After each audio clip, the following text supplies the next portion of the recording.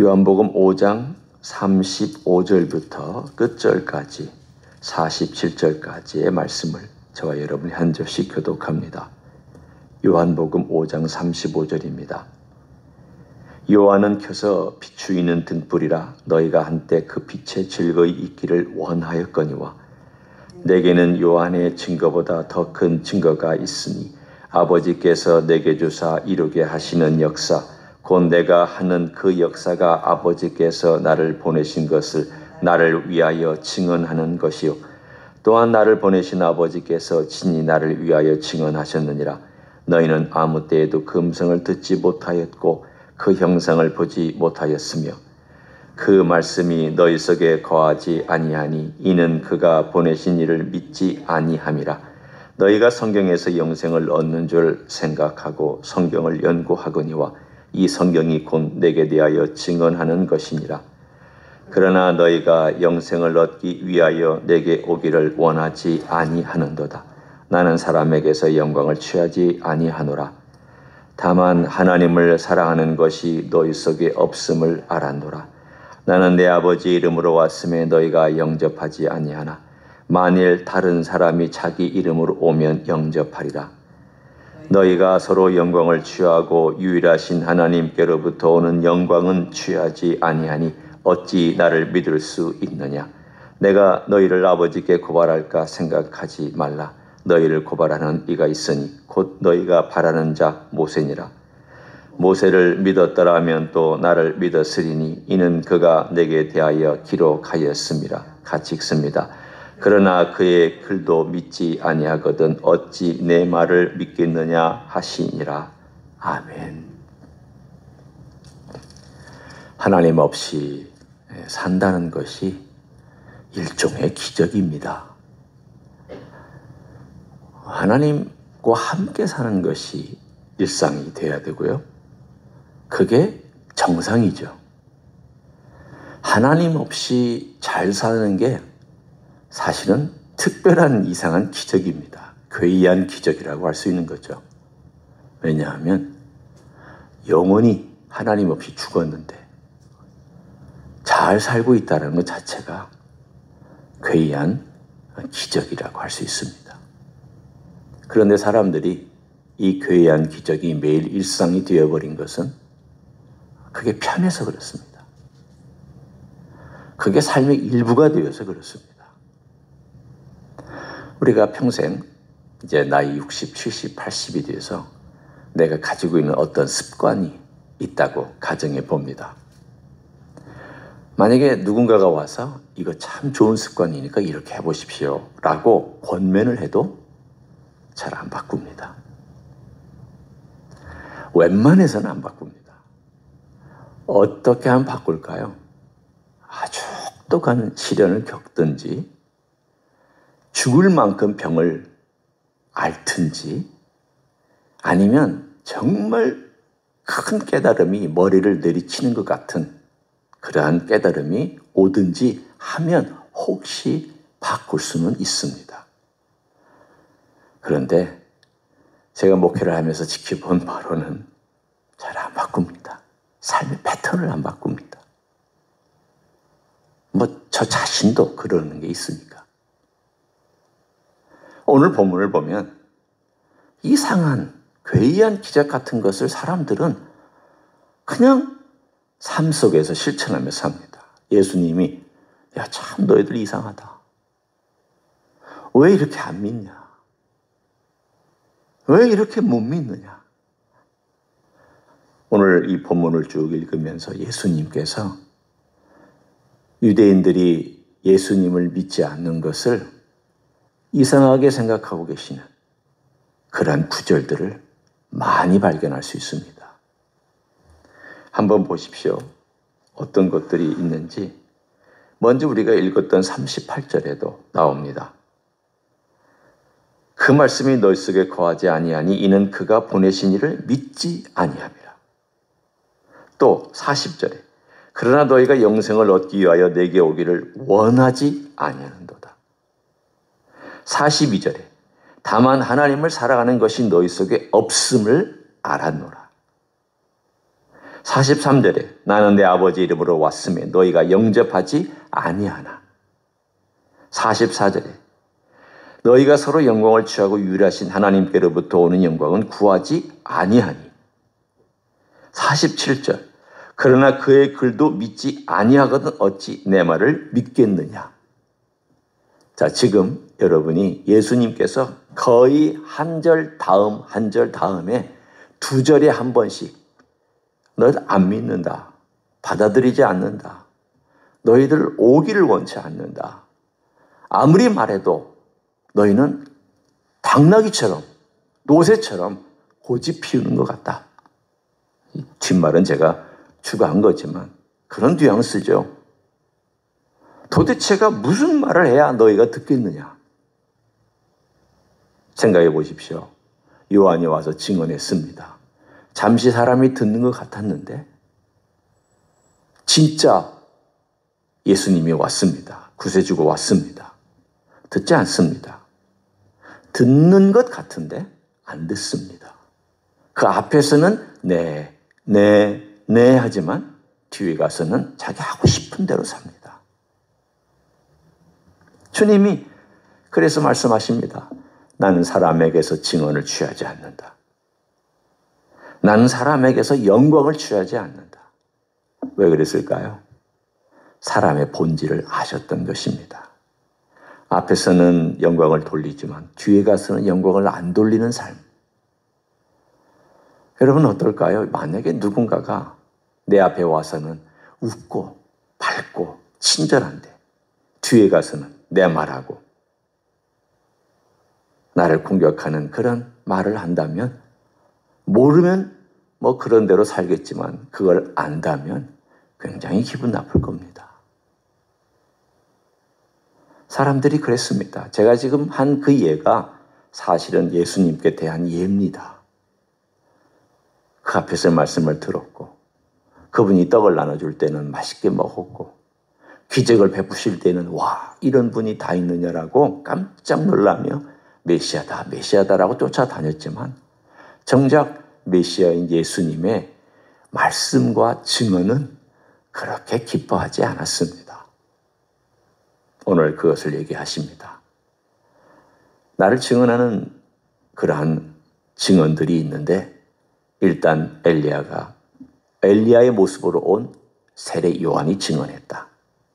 그리고 또한 나의 기적이 그걸 증언한다. 지금 이 증언하고 있는 이야기를 몇 가지로 우리가 한번 살펴보는데 36절에 보면 거기에 이런 말씀이 나오죠. 내게는 요한의 증거보다 더 큰 증거가 있으니 증거가 있습니다. 아버지께서 내게 주사 이루게 하시는 역사 곧 내가 아는 그 역사. 내가 아는 그 역사라고 하는 것은 예수님의 기적과 이사를 말합니다. 결국 주님께서 너희들이 정말 못 믿겠거든. 내가 하는 기적을 보고서라도 믿어라. 요한복음에 7가지 표적이 나옵니다. 요한은 일부러 표적이라는 단어를 썼습니다. 우리 요즘 말로 하면 사인입니다. 기적이라고 안 하고 미러클이라고 표현을 안 하고 사인이라고 표적을 했습니다. 왜 사인이냐면 가리키니까. 사인은 이리 가십시오. 스탑하십시오. 천천히 가십시오. 이렇게 사인이잖아요. 그러면 사인의 메시지는 뭘 겨냥하고 있는가 하면 가장 중요한 어떤 목적을 겨냥하고 있다는 것을 말합니다. 표적은 바로 그것입니다. 누구를 겨냥하고 있느냐? 예수님이 누구이신가를 겨냥하고 있습니다. 너희 그거 믿어라. 또 아버지가 나를 증언하시지 않느냐? 아버지가 세례 받으실 때 예수님이 세례 받으실 때 그 세례 시에도 말씀하셨고 또 그의 공생의 기간에 3번 말씀하셨고 또한 예수 그리스도에 대하여서 말씀 가운데서 말씀하셨고 심지어는 모세도 말씀했고 두세 사람의 증인이 있으면 그 증인은 참되는데 사람들이 안 받습니다. 근데 왜 안 받느냐? 참 희한합니다. 이 사람들은 39절에 보면 너희가 성경에서 영생을 얻는 줄 생각하고 성경을 연구하거니와, 성경을 연구하고 또 연구합니다. 그런데도 이 성경을 연구함에도 불구하고 예수님의 증언을 받지를 않습니다. 왜 그럴까요? 오늘 이것이 예수님을 마음을 아프게 했다. 예수님의 마음이 씁쓸하게 생각하고 있는 그러한 구절들입니다. 오늘 여러분이 이 구절을 쭉 읽으면서 그 마음을 한번 느껴보십시오. 예수님이 얼마나 답답하셨을까? 이 땅에 오셔서 사람들이 예수님의 말을 믿지도 않고 받지도 않고 따르지도 않는 그런 사람들을 보면서 한편으로 이런 생각 들지 않으세요? 내가 저런 인간들을 위해서 죽어야 되나?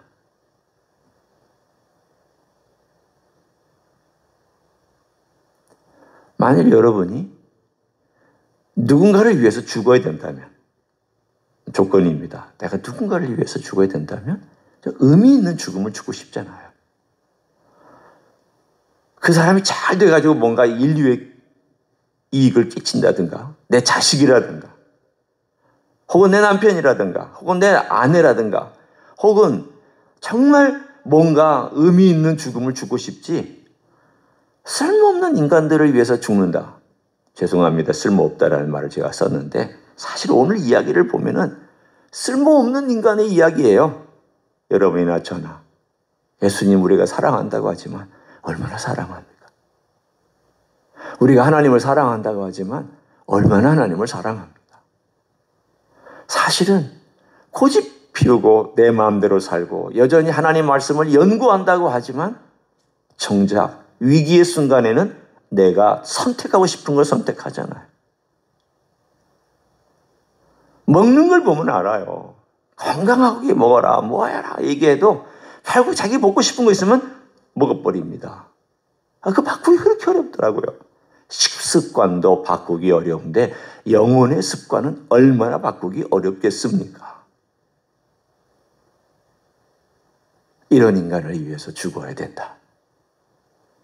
예수님께서 만약 그런 인간을 보시면서 죽어야 된다고 한다면, 만약 저 같은 사람이 입장을 바꿔놓고 내가 누군가를 위해서 죽어야 된다면, 나는 이렇게 배반하고 앞에서 이런 말하고 뒤에서 저 말하고 그런 사람들을 위해서 내가 죽어야 된다는 건 이건 생각도 못할 일입니다. 그런데도 주님께서 사람들에게서 영광은 취하지 아니하시지만 그럼에도 불구하고 우리를 위하여 십자가를 지신 것은 이건 일방적인 사랑이라는 것밖에는 달리 표현할 길이 없습니다. 사랑이 이 모든 것을 이야기합니다. 주님께서 이 땅에 생명으로 오셨는데 생명도 못 알아봐. 빛으로 오셨는데 빛도 못 알아봐. 이상하잖아요. 여러분, 태양이 뜨면 화나잖아요. 적어도 구름이 있어도 화내요. 낮이라는 거 알아요. 그런데도 빛이 왔는데도 몰라. 생명이 왔는데도 먹을 생각을 안 해.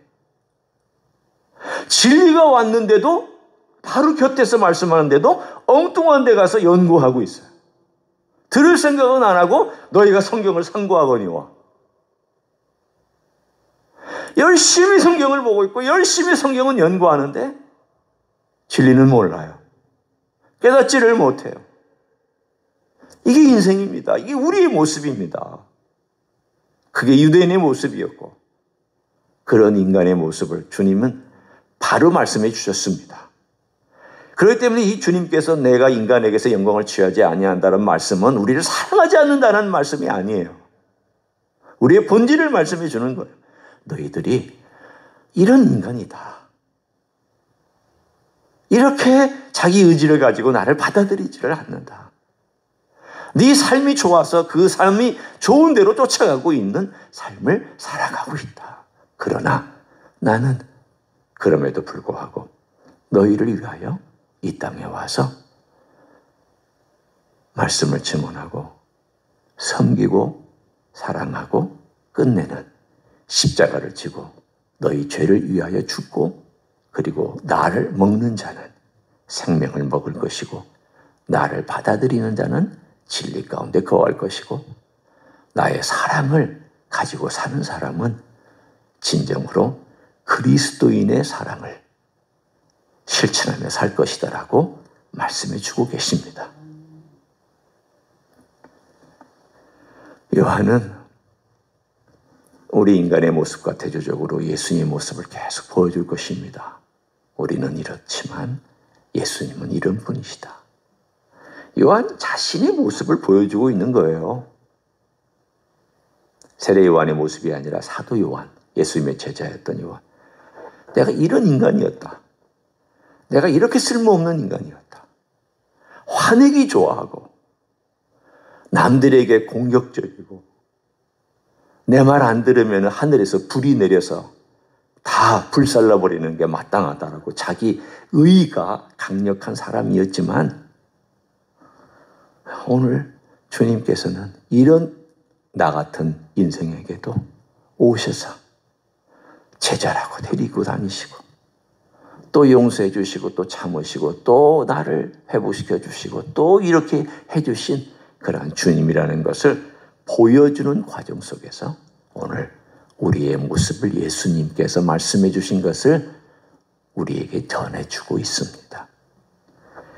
이러기 때문에 우리가 늘 생각할 때 주님의 은혜가 필요해요.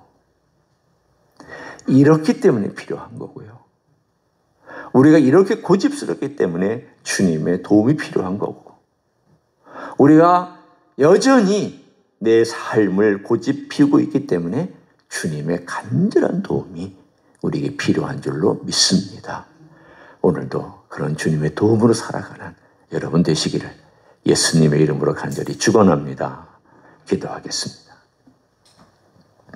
예수님 고맙고 감사합니다. 우리 인생은 예수님께 영광도 돌리지 못합니다. 하나님을 사랑하지도 못합니다. 우리는 참 이기적입니다. 자기중심적입니다. 내 스타일대로 사랑하려고 하고 내 마음대로 사랑하려고 하고 내 마음에 안 들면 미워하거나 배척하고 떠나버리고 맙니다. 감정적으로도 의지적으로도 생각으로도 그렇게 해버리고 맙니다. 그게 편하기 때문입니다. 오 주님, 이런 얄팍한 인생들을 위하여 이 땅에 오셨습니다. 이렇게 사랑이 없는 인생들을 위하여 이 땅에 오셨습니다. 빛도 알지도 못하고 생명도 알지도 못하고 사랑도 알지도 못하는 그런 인생들을 위해서 이 땅에 오셨습니다. 감사를 드립니다. 그런 사랑으로 우리를 섬겨주셨고 십자가 지셨고 피 흘려주셨고 그리고 부활하셨으며 내 살을 먹고 내 피를 마시는 자는 영생을 얻을 것이라고 말씀해 주셔서 감사합니다.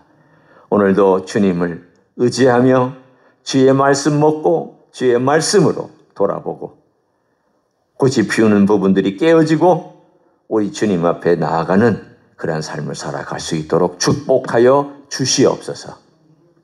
이제는 우리 구주 예수 그리스도의 은혜와 하나님 아버지의 극진하신 사랑과 성령 하나님 교통하심의 역사가 오늘도 사랑으로 우리를 섬겨주시고 우리를 인도해 주시고 때로는 기다리시기도 하고 때로는 여러 가지 상황 속에서 깨우쳐 주시기도 하는 우리 주님 앞에 나아가기를 소원하는 이 자리에 참여한 모든 종들 위에와 주임지 히스교회 이회와 이민교회들과 한국교회들과 선교사님들 위에 이제로부터 영원히 함께 하실지어다.